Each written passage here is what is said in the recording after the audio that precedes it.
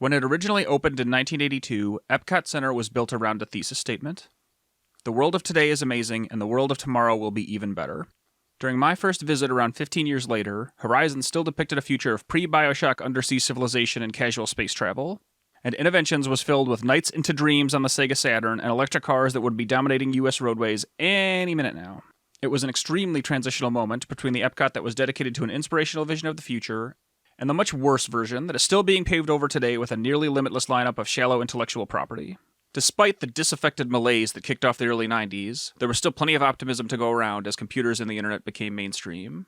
Replacing paper and stamps with digital mail seemed about as revolutionary then as an AI that can do your taxes and pass the bar exam. The year 2000 was so futuristic sounding that it just had to be the jumping off point for the world of tomorrow we were promised.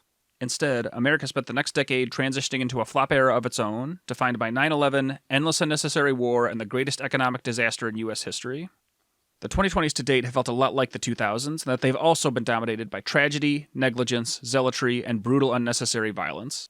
Environmental catastrophe is percolating away in the background while the wealth gap grows so vast that meaningful change feels nearly impossible. Mental health issues are on the rise, and our collective cultural cocktail of exhaustion and depression has definitively put an end to the era of optimistic futurism in American pop culture. I found myself feeling hopeless for a lot of reasons last year, but this video is not about hopelessness. It's not even really about nostalgia for an optimistic past. It's about one little source of self-care that's been helping me navigate my way toward our increasingly uncertain future. I actually started writing this last summer, while Stranger Things 4 was triumphantly pushing Kate Bush back into the modern pop charts. Having Max as a central character was long overdue at this point, and watching her Walkman save her life from Tucker Carlson if he were a sleep paralysis demon really hit home for me. Portable music got me through my own adolescence, and to this day I still throw on a pair of headphones when I need to pull myself out of an endless cycle of catastrophizing. When I find myself really struggling, a long walk soundtracked to channel joy, anger, sadness, or frustration has never failed to elevate my emotional baseline, and the ability to do any of that really did start with the Walkman. People have made music for almost as long as we've existed, but for most of that time, if you wanted to hear a piece of music, you had to learn to play it yourself or find someone who would play it for you. The gramophone and the radio began to change this in the late 1880s, but they each had their own limitations. Wax cylinders and records let you hear what you wanted, but weren't particularly portable. And when radios did eventually become pocketable, they could still only play whatever was on the airwaves at any given time. The Sony Walkman was originally conceived by company co-founder Masaru Ibuka, who was interested in a new way to listen to music on international flights that was more compact than existing recording gear like Sony's TC-D5 cassette players. After Ibuka faced initial criticism within the company about creating a device that could play back audio but not record it, designer Norio Oga used parts from Sony's existing products to build a prototype cassette player in time for Ibuka's next flight. And after an extremely accelerated development period of only 4 months, the original Walkman released in Japan on July 1st, 1979. For the first time, people could listen to whatever they wanted to, wherever they happened to be. The cassette-based Walkman went on to sell over 200 million units, and helped define the music listening experience of the 1980s and beyond. It was one of the first products ever that catalyzed carrying around personal electronics as a thing that normal people would do in their everyday lives. For better and for worse, it dramatically changed the course of human society. From CDs to the iPod to the modern smartphone, every generation since has had their own evolution on the personal listening experience. Which shouldn't be surprising when you account for everything we've learned about how music affects the human body. Listening to music releases dopamine in the brain, reduces cortisol and anxiety, and can even improve immune system response over time. Music is also deeply tied to parts of the brain involving memory, and has proven more effective at surfacing vivid memories than other evocative human senses like smell and taste. Many advanced Alzheimer's patients who can no longer identify friends and family can still fluently sing along to their favorite songs. It's for sure, not for maybe. He delivered with Alzheimer's disease. Completely solid performance.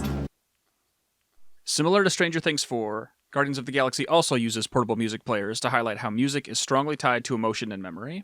The use of music in the Guardians movie stands out in an increasingly unimpressive sea of overcomplicated superhero nonsense. What makes the classic pop needle drop formula work in Guardians and fall flat in something like the original Suicide Squad is how intrinsic the music is to the structure of each of those films. Suicide Squad 2016 was famously all over the place during production, and it was pretty easy to tell that soundtrack was likely just plastered over existing scenes during the edit after studio execs saw how well Guardians had done at the box office a few years earlier. In contrast, Peter Quill's Walkman does a lot of heavy lifting to make Guardians of the Galaxy work. It's used as shorthand to help establish the time jump between his abduction as a kid and present day in the film, and it facilitates the frequently diegetic soundtrack to tighten up the relationship between the music and the action on screen. It's also a tremendously important object to him emotionally. Once he enters a new world of planet-sized aliens and reality-transforming gemstones, it's practically his only tie to his life on Earth. It literally holds the last memories he has of his mother. But even when they're not explicitly tied to the story, music players still show up all the time in visual media because the devices themselves mean a lot to people. Like sports, movie franchises, and game consoles, we tend to tie the music we like to our personal sense of self. And in the same way that Ocarina of Time might have transitioned into a love of your Nintendo 64, or an emotional investment in the Nintendo brand in general, the same secondhand affection exists between our favorite songs and the devices that play them. Last year, I modded a pair of classic iPods for my wife and I as a kind of combined Christmas gift, and I absolutely had memories flood back to me just from handling one again. Since I've kitted it out with flash memory and a better battery, it's become one of my favorite things. I use it almost every day. Some of this is definitely nostalgia. I could count on one hand the times I left my house without my iPod once I got it. It was ever present during the part of my life when I started to explore music on my own. Having lived with it for a few months, I can say that nostalgia or not, it is actually pretty awesome. The upgrades in performance and battery life make it super usable day to day. And you can even flash the firmware to ditch iTunes and go full lossless if you're into that.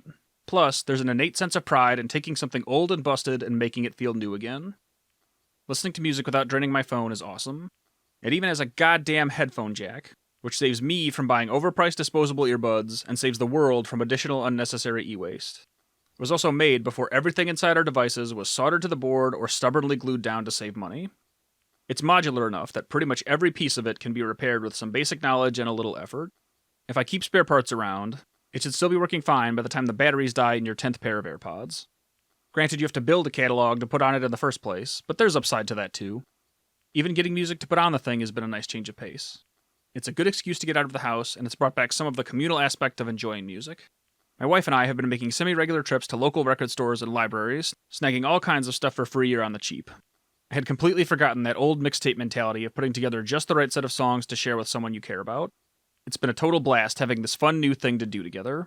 And while the iPod is pretty limited in what it can do, the narrow scope of what it's capable of reinforces all the best things you can get out of using it. Modern smartphones are all directly descended from the iPod. Over time, they've picked up the ability to do almost anything you can think of, but they kinda suck at playing music. The best thing about the iPod listening experience is that I have a one-way relationship with it. I pick it up, turn it on, choose something I want to hear, and play it. The device itself is never trying to pull my attention away to something else. Smartphones have evolved to provide the exact opposite experience. Whenever I pick up my phone to do anything, I have to wade through social media notifications, unread emails, scam calls, fraudulent text messages, meeting reminders, and the body count of this week's highest profile mass shooting. It's a swirling vortex of depressing information and tedious obligation. It can also be a vector for bullying, targeted harassment, and petty anonymous cruelty.